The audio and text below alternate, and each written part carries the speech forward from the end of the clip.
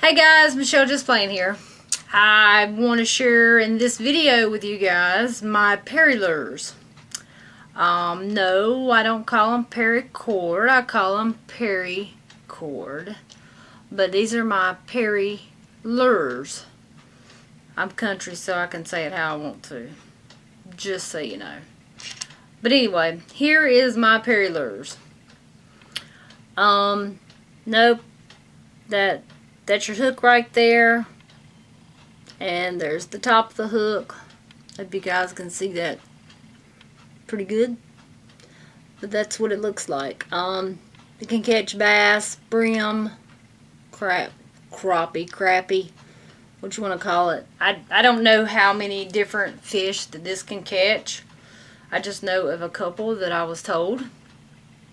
I did not make this up. I found this that somebody else had made, and I thought it was really neat. So I kind of started making them myself, and I think they're awesome. It just takes a little bit, and I'm going to show you guys today how to make them. As a lot of you guys know, I'm into paracording, and I really like doing it. I like the challenge. I will look on YouTube. I will look on websites.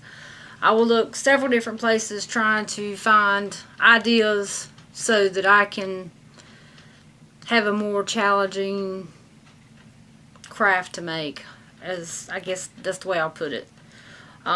These are relatively really easy, and I've made dozens of them already, just out of just scrap paracord. I've got a big bag of just extras where I've made bracelets and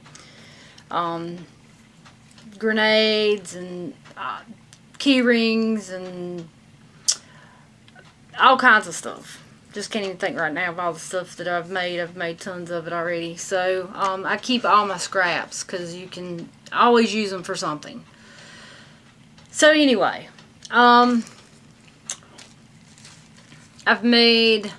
I got these in little plastic baggies to keep the paracord right here, keep it flat and keep it straight, so when you take it out and put it on your fishing line, you know, it won't be all rumpled up. So I wouldn't say I'd keep them in the bags. If you're gonna make them, you can buy these little bags at Walmart. I think there's 100 of them is like $1. So I've got that one. You know, I've got pink and blue. I've got pink and black ones. You know, I got green ones. Any of your paracord that you know, have extras left over, it's just nice and neat to take the little pieces and make something out of them instead of, you know, throwing them in the trash. You can always reuse. Sorry I didn't take these out of the bags, guys. I don't want to get them messed up. You can't get them all crumpled up, like I said, and tangled up. But I've got tons of them. I've got more where I've just sat and made them. And I enjoy making them. So hopefully I can use them and I can give some away. Or I was going to try to sell them for like $2 a piece. They're worth the $2 a piece just for the hooks and the paracord. And just a little bit of time to put in them, you know, and mailing them and stuff. So if anybody out there don't want to try to make these and you want to buy them, I'm selling them for $2 a piece. And you know, you can pretty much tell me what colors, or I guess the colors really don't matter. The fish are going to go after them. So I hear this is a little hot commodity. So anyway, I wanted to show you guys today. And I've got a little setup here that I tried to make myself so that I'd have a white background so you guys could actually see what I am doing. Therefore, wish me luck. And you guys just keep your eyes and your ears open, and we will get a couple of these made. So, okay guys, here we go. This is what you have to do to make these little boogers right here. And it is the Perry lure. So we'll put right there. Hopefully the camera will focus on it and we won't have any problems. This is a new camera, so I'm still trying to get used to it, and I've made me up a little workspace here with a white background so you guys can make sure to see everything that I'm doing. You'll need a pair of small scissors. This cuts pretty good. You will need your scrap of paracord.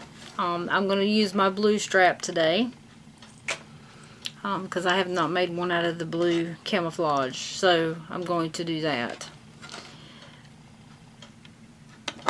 You have a choice of 2 lighters. Okay, I use this type of lighter right here, the butane lighter.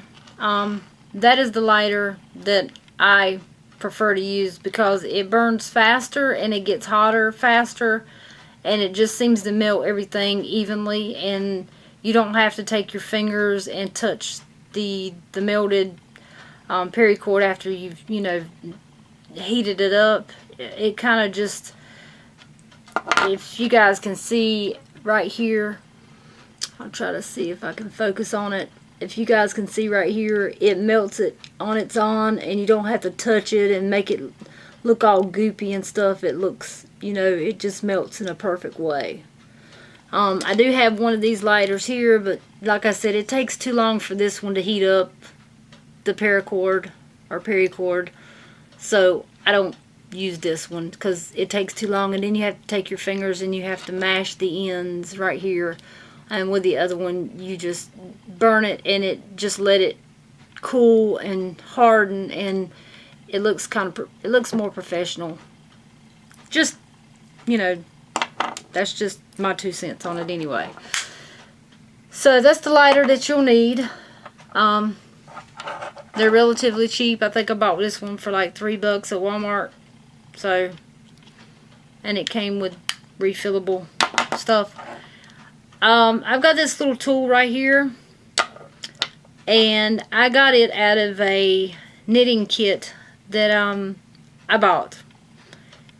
So it works really good when you're separating the ends right here. You're separating the strands. It works really, really well. So it's just a knitting tool with a little sharp end on it like that, and it works really good for me. So I have that. I also have a old toothbrush. Well, it's not really old, but it was an extra toothbrush we had. I usually take the toothbrush after I'm done, and I'll show you guys. But anyway, I'm getting ahead of myself. So I have that. You don't have to have that. Some people will take a needle and they will separate the ends here. That takes like God knows forever in a day to try to do that. So I don't suggest it. You can use this little tool or use a sharp tool, or if you have I don't know, probably the end of your scissors would work a lot better anyway, but if you have like a tool that has a blunt end to it, or even, you know, a Phillips head screwdriver or something, a small one like for glasses or something, that would work perfectly on this right here. But if you're going to use a needle, it's going to take you for like ever to try to go through every single strand and separate them. It just takes too long, and I don't have the patience for it. So therefore, I'm not using that. Like I said, you can if you want to. That's just an option. Here is the hooks that I use. Right here, it just has a long, I cannot tell you the size of it. My friend Dish sent me a whole case of hooks. Some I use for our grenades that we're making, and the others are extra hooks, so that's what I'm using them for. It does not have a size on it, and I'm not familiar with the sizes, so I apologize for that, but it does look kind of like that right there. As you guys can see, it's got a pretty long little back to it. So anyway, so that's that. So what you're going to do is you're going to take this end of your paracord, I'm just cutting a little small piece off like this just to get it started. You just kind of push back until you get the insides of the paracord, the white strands. You grab a hold of them and you just pull them out just a small ways. You don't have to pull them out a really long ways, okay? And it don't have to be even. Sometimes one will be shorter than the other or longer. It doesn't matter. It don't matter. The fish are not going to see length, believe me. So basically, after you've done that, then you take your hook. Be very careful because they will stick you, and if you've never been stuck with a hook, it's not fun. You're basically going to take the hook and you're going to stick it down inside of the paracord, just like that. And that's what it looks like so far, right there. You're just going to stick it right down into your paracord. You're going to find the base of the hook that you stuck down into the paracord, the part that has the hole in it that you stick your string. And when you find it, you're going to take your scissors and you're going to cut very close right above it. Your scissors will basically be touching the tip of the hook when you go to cut it. You'll see all this hot garbage hanging out. Doesn't matter because we're fixing to melt it. What you're going to do is you're going to get your butane lighter and you are going to hold this end of your hook easily and you're going to push down on your paracord like that. And you see the end of the hook hanging out there? Well, that's what you want. Then you just kind of hold it in place. But be very, very careful, because this part ain't no joke. If you are watching this video and you're not old enough to have a lighter, then do not try this. Go get your parent to help you with it. Tell them you want to make them and have them sit down with you and do the cutting part and do the lighter part to it. But anyway, you are going to light it up and you're basically going to just let it melt just like that. And I always go around, I just turn it around a little bit and I light up this side too. Be careful with your fingers. But that's all you do, is you just light it up and don't touch it or anything. Just let it, don't touch the paracord is what I'm saying. You just kind of just let it dry or let it cool, let it harden on its own. And you'll see your hooks sticking out there with your strands. So basically it don't take but a second or two. I always touch it after a few seconds just to see if it's hardened, and it has. So basically that's what it's going to look like right there. Don't look like much yet, but it will.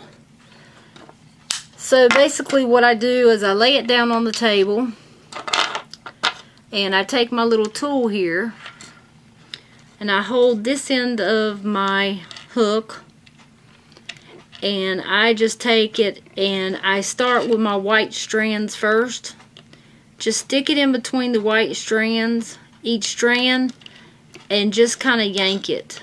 You're trying to separate those strands. You want it to look like it's got a bunch of fray in it.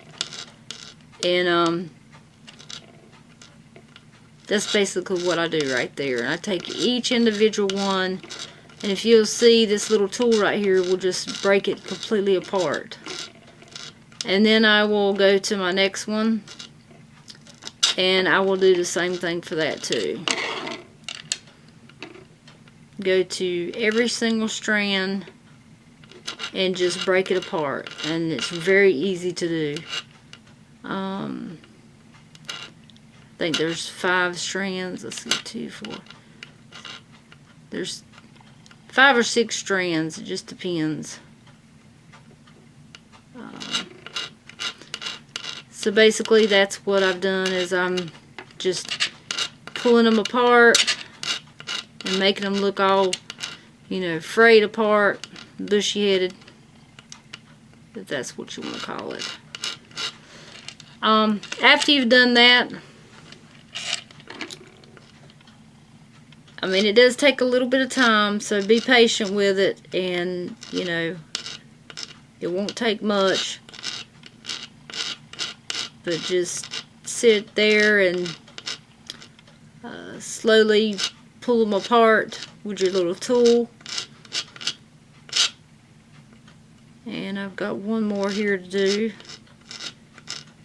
It's kind of hard, this is a white background. So I have gotten all mine pulled apart. As you guys can see, the white is pulled apart and it's just kind of hanging down. So then you're going to take your paracord and you're just going to just go up just a little bit, and you're going to fray it too. Just enough where it blends in, kind of, sort of.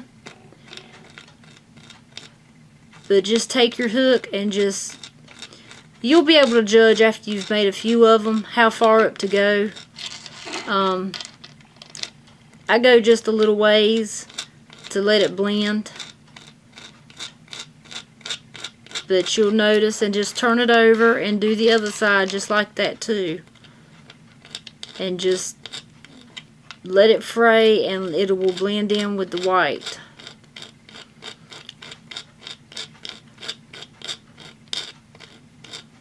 There we go. Simple, simple, simple as that. And it's going to look like, sorry guys, it's going to look like that right there now. So there is your perylure.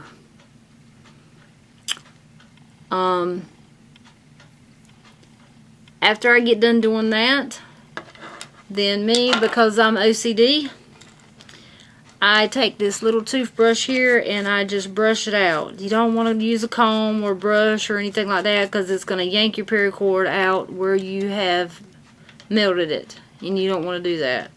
So this is really thin, and the bristles are real soft on it, but it's just enough to help separate it. And I kind of lay it to an angle. I don't go straight on it like that, because that's not doing nothing for you. I kind of lay it at an angle and kind of dig the brushes. I can feel the brushes yanking a little bit, and it's helping to pull it apart. So that's what I do, and then I turn around on the other side and I do the same thing. So there is your perylure. Because I'm Michelle and I'm the person that I am, I want things even looking, you know, pretty gung-ho.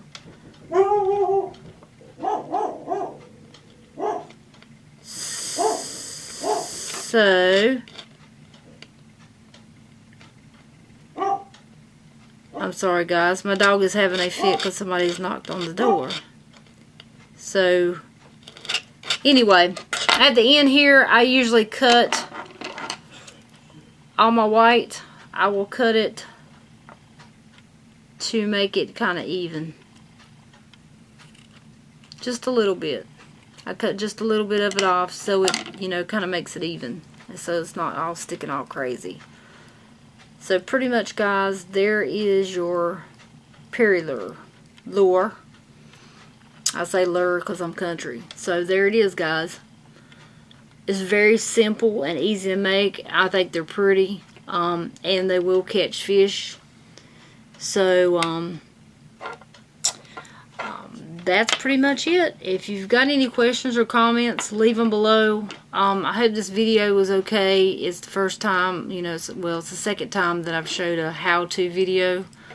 So my setup and stuff ain't quite the greatest right now, but I'm trying to figure it all out so that I can get some more videos put on my channel and show you guys a few things.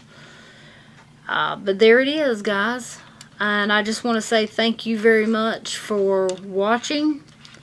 And as always, take care, keep safe, and keep your family safe. And leave me a comment and let me know what you think about the video. And let me know what you think about the Perry lures. Thank you guys, and till next time. Goodbye.